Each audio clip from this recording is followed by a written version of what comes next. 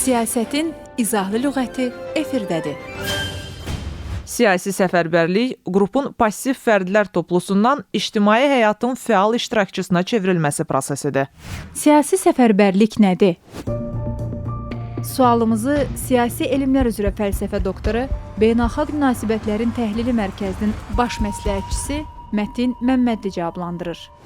Siyasi səfərbərlik ictimaiyyətin siyasi məsələlərdə fəal iştirakı təşviq edilməsi və ya məcbur edilməsi prosesidir. Bu, adətən seçki kampaniyaları, etiraz aksiyaları, ictimai hərəkatlar və ya siyasi təşəbbüslər vasitəsilə həyata keçirilir.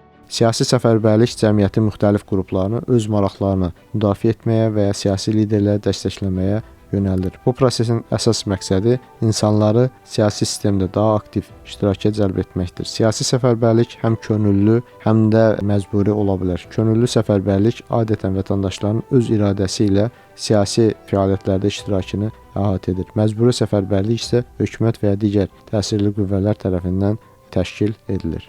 Azərbaycan tarixində də siyasi səfərbərlik nümunələri mövcuddur. Məsələn, 1980-ci illərin sonları, 90-cı illərin əvvəllərində Qarabağ münaqişəsi və yaxud Milli Azadlıq hərəkatı ilə bağlı vətəndaşların səfərbərliyi həm milli həmrəylik nümayişi, həm də siyasi mübarizənin bir hissəsi olmuşdur. Bu, insanların vətənpərvərlik ruhunda birləşərək dövlətin möhkəmləndirilməsinə, töhfə verməsinə səbəb oldu.